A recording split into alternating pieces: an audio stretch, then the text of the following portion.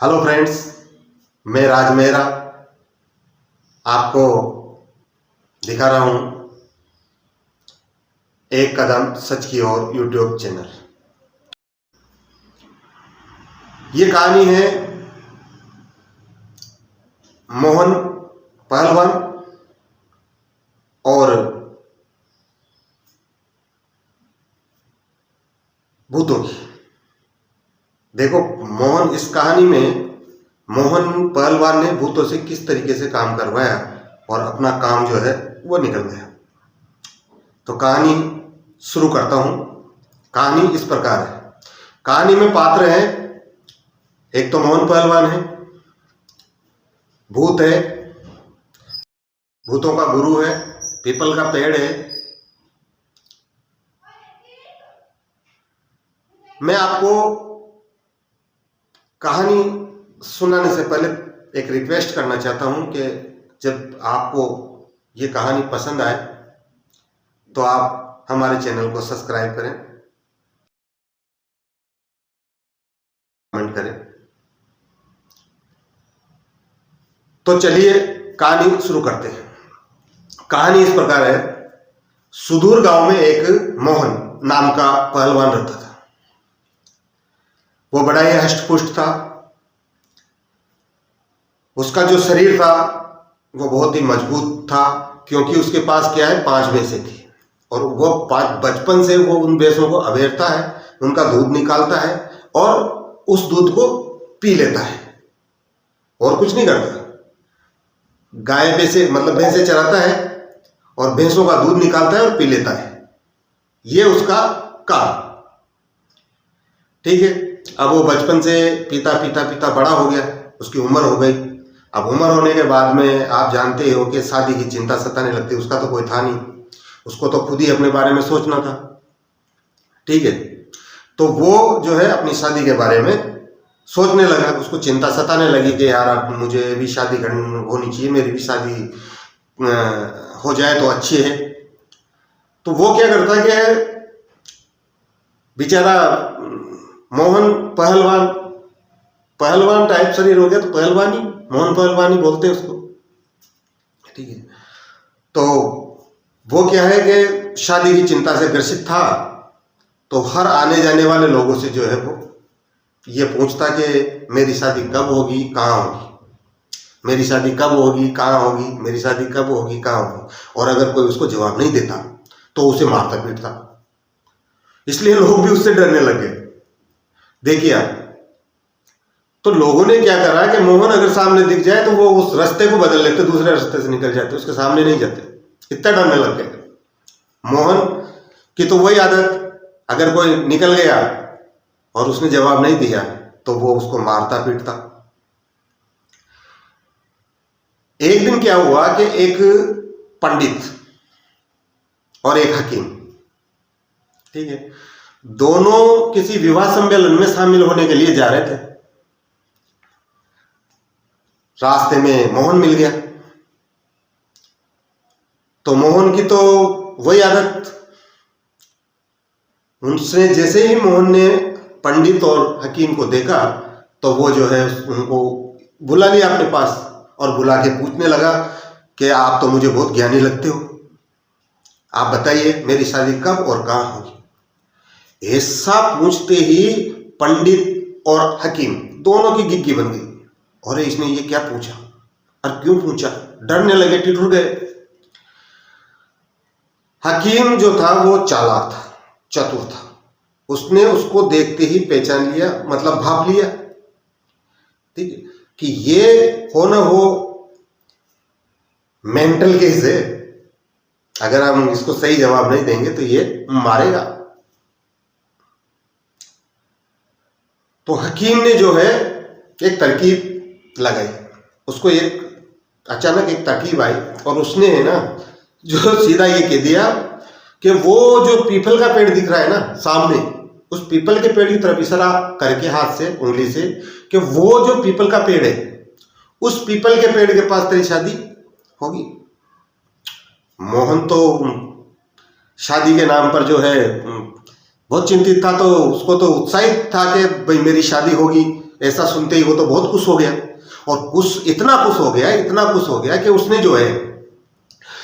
जो है वो अपनी जो 5 भैंसें थी वो पंडित को और हकीम को जो है दान दे दी। हकीम और पंडित भी खुश होकर वहां से चले गए भैंसों को लेके, और मोहन खुश हो ही रहा था कि मेरी शादी वहां पीपल के पेड़ के पास होगी। वो उनको पैसे दान में देकर उस पीपल के पेड़ की ओर निकल पड़ा। चलता गया, चलता गया, चलता गया, आखिरी में वो वहां पर पीपल के पेड़ के पास पहुंच ही गया। पीपल के पास पहुंचते ही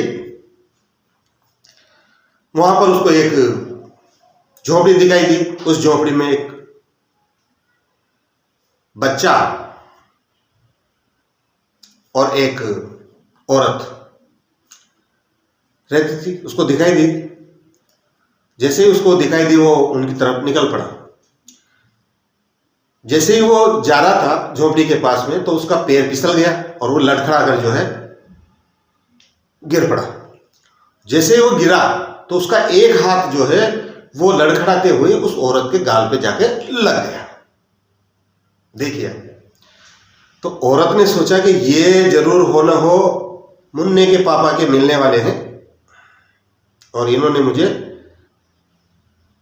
कुछ न कुछ इनके दिमाग में आया होगा, तो इसलिए इन्होंने मेरे को झपट जड़ दी।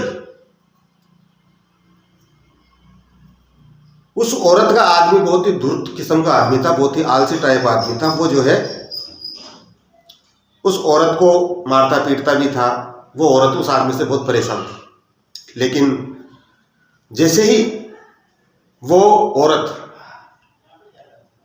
ने उस आदमी को देखा तो वो उसने उस औरत को लगा कि ये मुन्ने के पापा के मिलने वाले हैं। तो वो अपने एक गाल को मसलती हुई बेचारी जो है उसको घर में लेके गई। घर में ले जाकर उसने चाय पानी पूछा, पानी वानी जलपान कराया, नाश्ता वास्ता जो उसके घर में था वो दिया खाने के लिए। इतने में उस औरत का आदमी बाहर से आ जाता है और मोहन को वहां देखकर, उसकी औरत के पास देखकर जो है, एक पराये मर्द को अपनी औरत के पास देखकर जिस तरीके से हर आदमी नाराज होता है वो गुस्से में हो गया। तो वो उस मोहन की तरफ इशारा करके उस औरत से पूछता है कि ये कौन है जो तुम्हारे साथ बैठा हुआ है। तो उस औरत ने उसके आदमी से कहा कि मुझे लगा कि ये आपको परिचित है, इसलिए मैं इसको घर के अंदर लिए जलपान कराया, आप आएंगे तब पूछ लेंगे। ऐसा सुनते ही वो आदमी और गुस्से में हो गया, लाल पीला होके, और मोहन की तरफ झपटा मारने के लिए मोहन को।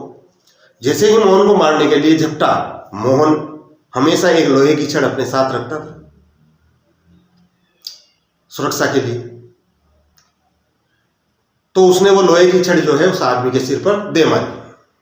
जैसे ही उसने उस आदमी के सिर पर लोहे की छड़ की दी, वो आदमी मर गया। आदमी मर गया। आदमी मरते ही औरत रोने लगी, चिल्लाने लगी, झपटने लगी। तो वो माहौल देखकर मोहन जो है वहां से खिसकने लगा, मतलब जाने लगा। जैसे ही वो जाने लगा वो औरत उससे सामने आके खड़ी हो गई। उसने उस आदमी को, मोहन को रोक लिया कि हमें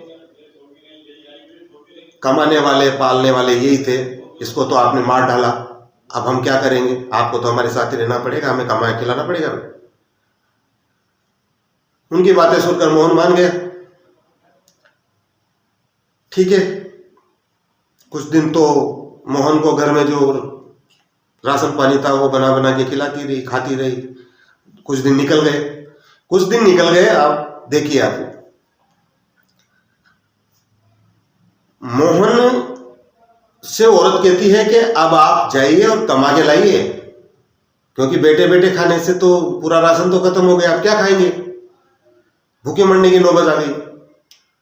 तो आप जाइए, कुछ कमा के लाइए, और आपसे अगर कमाई नहीं होती है तो राजा के पास जाइए और उनसे कुछ जमीन मांगिए जिसमें खेती करेंगे और पेट भरेंगे।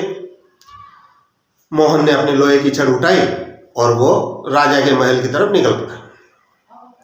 उधर राजा के द्वारपाल जो है, जो बॉडीगार्ड, राजा के बॉडीगार्ड होते हैं, द्वारपाल होते हैं, वो वहां पर खड़े थे। तो उन्होंने पहलवान को दूर से लोहे की छड़ कंधे पे रख कर पहलवान जा रहा, और उन्होंने वहीं से देख लिया उसको। तो वो डर गए हष्ट पुष्ट काया व्यक्ति को देखकर कि ये कहीं हमारे लिए खतरा नहीं बन जाए। भागे भागे गए राजा के पास, राजा से कहा कि ऐसा ऐसा व्यक्ति इस काया का डरावनी काया वाला व्यक्ति जो है हमारे महल की ओर आ रहा है, तो कहीं ये हमारे लिए खतरा ना बन जाए। राजा ने द्वारपालों को भेजा कि जाओ पूछ के आओ कैसे आ रहा है, क्या प्रयोजन है उसका आने का। तो गए द्वारपाल जैसे गए उसके पास, तो उन्होंने जो है उनसे पूछा कि भाई बताइए आपका आने का क्या प्रयोजन है और आप महल की ओर क्यों जा रहे हैं। तो उन्होंने कहा कि मैं ऐसी ऐसी बात है, उन्होंने पूरा वृत्तांत सुनाया और कि ऐसी ऐसी बात है और मेरे को जो है राजा जी से जमीन लेनी है खेती करने के लिए। द्वारपालों ने जाकर वहां बता दिया राजा जी को। तो राजा जी ने कहा लेके आओ उसको। ठीक है, उसको लेके आए। अब उसको लेके आते ही वो तो पहलवान टाइप आदमी झटाक झटाक झटाक झटाक राजा जी के पास पहुंच गया। जाते ही कह दिया कि मेरे को जमीन चाहिए। राजा जी ने पहले सारी वृत्तांत द्वारपालों से सुन ही लिया था, तो उनको सारी बात समझ में आ गई थी। तो उन्होंने मंत्री से कहा भाई इसको, जो राजा जी का मुनि मंत्री जो भी था उससे कहा कि इसको जमीन दे दो। और राजा जी ने लिख दी भाई इतनी जमीन इसको दे दो। लेकिन वो जो मुनीम था, वो जो मंत्री था, वो इतना चालाक था कि राजा जी ने जितनी जमीन दी थी उसमें से जो अच्छी अच्छी जमीन थी वो तो उसने अपने पास रख ली, और जो बंजर जमीन थी, पीपल के पेड़ के आसपास की जो जमीन थी जिसमें भूतों का बसेरा था, वो जमीन मोहन को दे दी। मोहन को समझा दिया ठीक है भाई आप करो खेती। मोहन भी मान गया, उसको तो जमीन चाहिए थी, उसने ले ली। लेकर वो जमीन में खेती बाड़ी करने के लिए गया। तो वो पीपल का पेड़ जो है उसको हकाई जुताई करने में, उसमें खेती करने में वो समस्या बना हुआ था। तो उस पेड़ को जो है उसको गुस्सा आया, तो इस पेड़ को पाड़ के ही फेंक देता हूँ, उखाड़ देता हूँ, उसको निमटा देता हूँ। जो लोहे की छड़ से उस पेड़ को मारने लगा। तो उस पेड़ को जैसे वो उखाड़ने की कोशिश करने लगा, उसमें से 150 भूत टिपक गए। गुस्से में लाल पीले भूत जो है मोहन की ओर दौड़े मारने के लिए। मोहन ने उनकी भी छुट्टी कर दी, दे लोहे की छड़की, दे लोहे की छड़की, लोहे की छड़की दे देकर उसको मार दिया। हो गया। तो भूतों की हड्डी पसली कर दी। भूत हाथ जोड़ के मोहन के सामने गिड़गिड़ाने लगे कि हमें मत मारिए, हमें मत मारिए, इस पेड़ को मत उखाड़िए, ये हमारा रहने का घर है, हमारा बसेरा है जी, इसके बदले आप जो कहोगे हम करके देंगे आपको। तो मोहन ने कहा ठीक है भाई, जैसी तुम्हारी इच्छा, हर साल मुझे इस खेत में फसल उगा के दे देना और इतनी फसल उगा के लाना ताकि मेरा घर गृहस्थी चल जाए आराम से। तो हर साल लाके, ठीक है, भूतों ने भी अड्डी पसली एक करवाने से तो अच्छा है कि इसको दे दी जाए। तो भूत बेचारे खेती करते और मोहन जो है घर पे बैठा रहता और साल में एक बार फसल ले लेता। कुछ दिन निकल गए, कुछ साल निकल गए। एक दिन भूतों का गुरु जो है भूतों से मिलने आया। भूतों का गुरु भूतों से मिलने आया। भूतों के गुरु ने देखा कि यार ये भूत पहले मैं गया था जब तो बड़े हष्ट पुष्ट थे, इनको क्या हो गया, इनको क्या टीबी की बीमारी हो गई, ये तो दुबले पतले हो गए बिल्कुल सूख साख के। भूतों के गुरु ने भूतों से पूछा भाई तुम्हारी ये हालत कैसे हो रही है बताओ। ठीक है, भूतों ने जो है सारा वृतांत जो है उनको सुना दिया। अब देखिए आप,